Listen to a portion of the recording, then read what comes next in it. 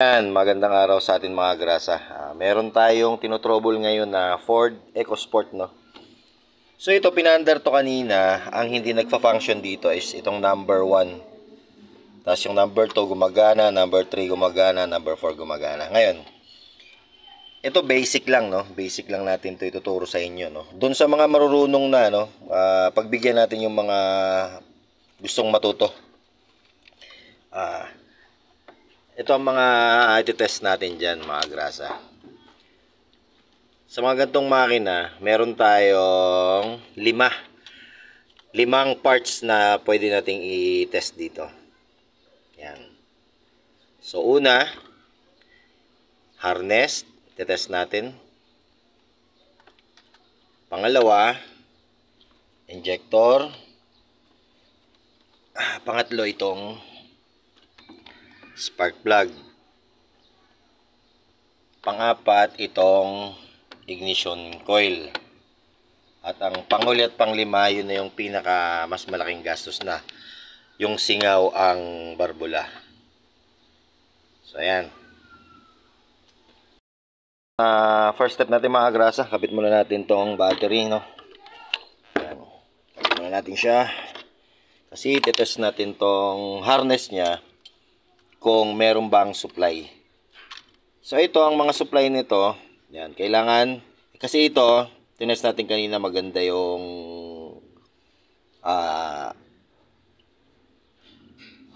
galaw niya. Ibig sabihin maganda yung response ng bawat butas pag binunot mo, maliban dito sa number 1. So kapit muna natin tong battery.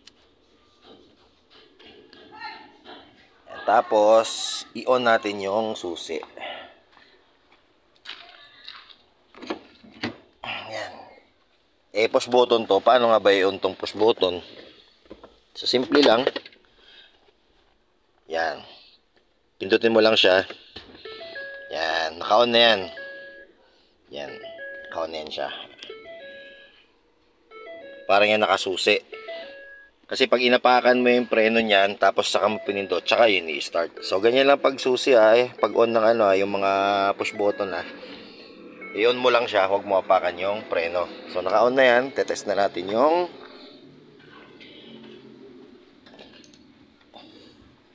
harness. Yan. Ay, thank you, Inday.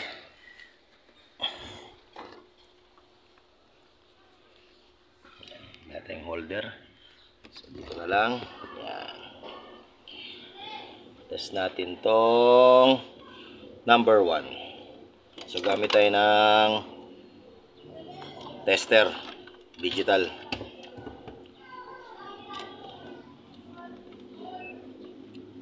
So, saan ba tayo magbabase? Para tama yung ating reading. Ay, thank you.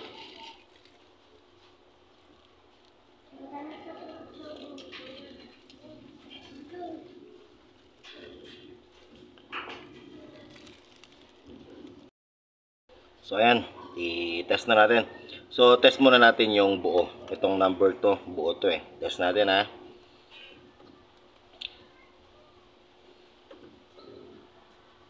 Naka-on to, no? Naka-on tong susian. Lagyan natin siya sa 20 volts DC.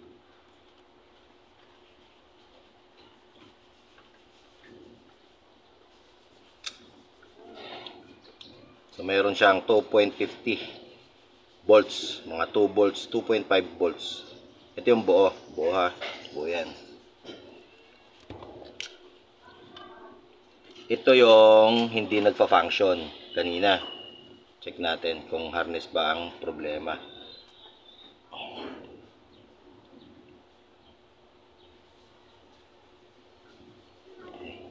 Ito pala. Sa BTI pala yan.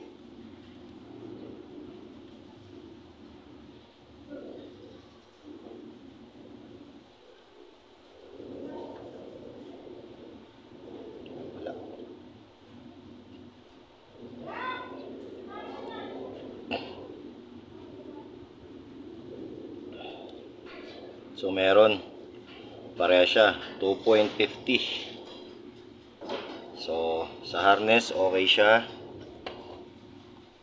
Ito po Wala. Wala, bebe.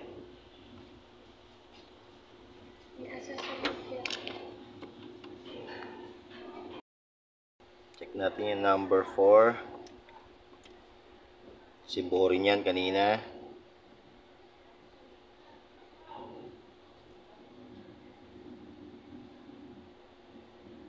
So, meron.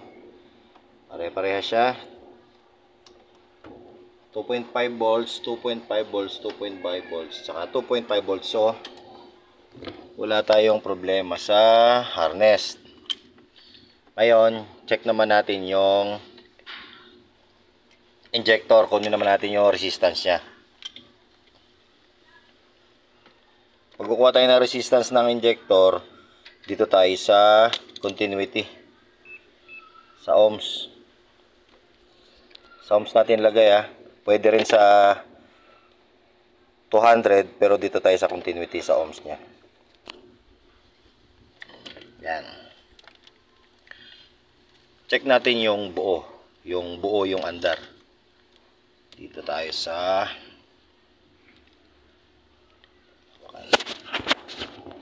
kita ba? Kita. Yan. Check. So 13 point. Okay.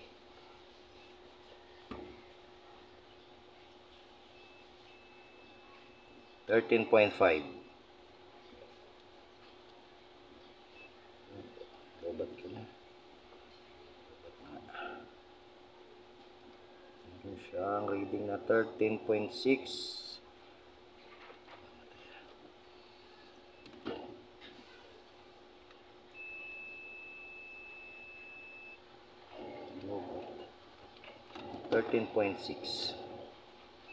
Dito tayo sa hindi nag-function. Tingnan natin kung ilan ang nire-reading niya.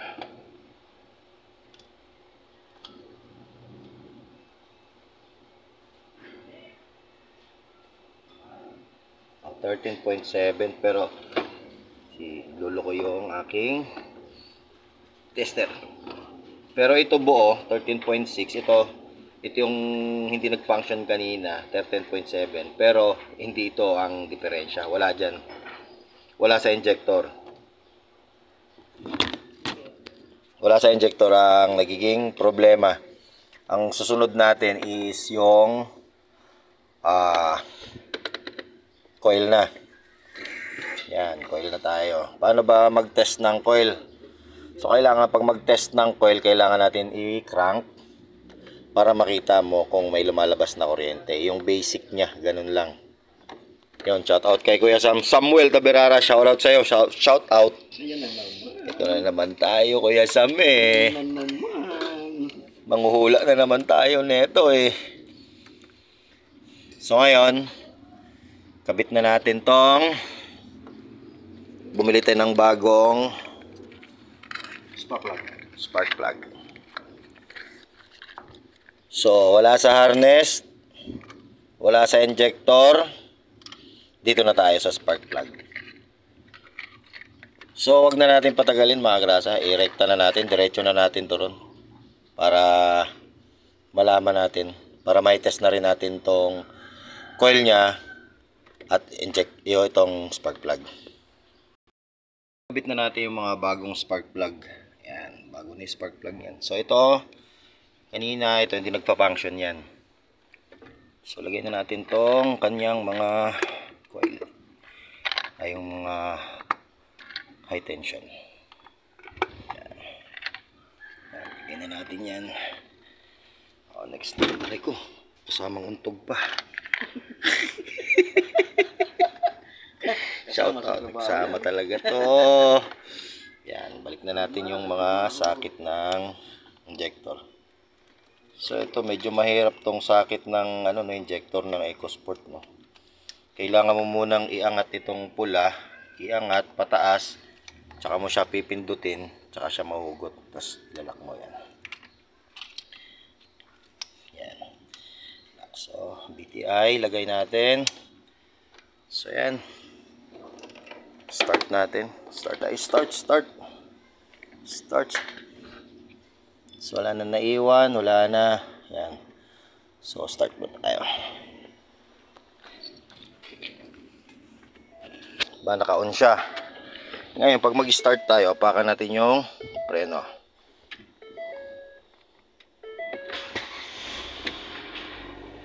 Yan. So, pino na yung tunog niya. Wala na siyang palya. Yan. Ka-auto pala yung aircon niya. Ka-auto yung aircon, mamaya ka na.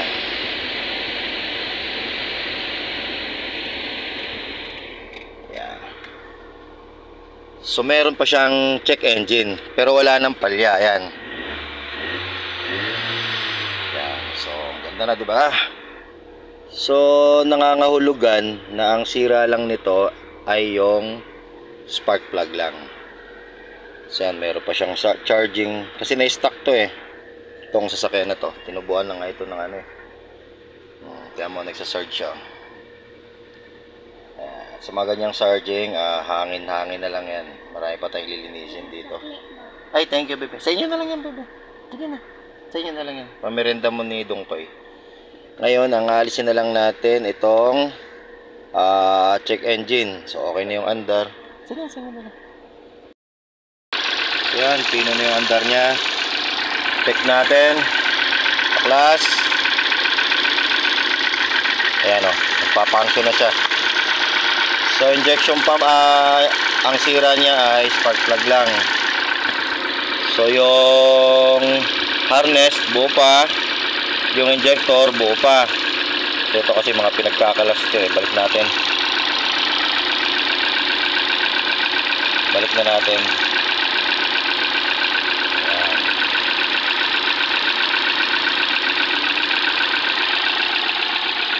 Pino na yung andar niya na wala na yung palya.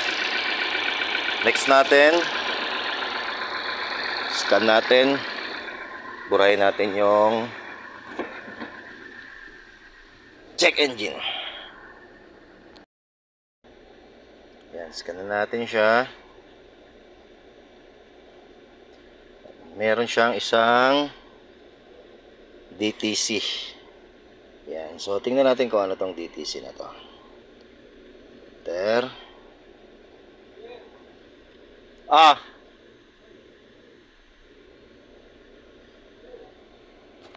So red fault code. Yeah. So cylinder 1 misfire detected. Ito yung kanina yung ginawa na natin.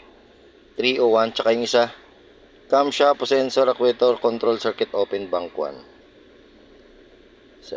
So dalawa lang, no? Itong camshaft position actuator ay control circuit open bank 1. Tingnan natin yan mamaya. Burahin muna natin. Bura muna tayo, bura. Clear muna. Yes. Yan. Na-clear na natin yung fault code niya, no? So ayan, wala na siya. So wala na. Yung misfire kasi yon, hindi pa nabura yung kaya nandun pa. Ngayon wala na. Kita nyo? Ganda, walang low power. May RPM. Yan. Diba? Ang ganda na ng pick up nya. Ganda na rin ang minor nya. Yan. Nag-stable na siya. So patay natin ulit ang makina. Patay. Tapos start ulit, apak preno. Yon. Okay, wala na. Yan, aircon yung gumagana eh. Maingay yung ano ng aircon.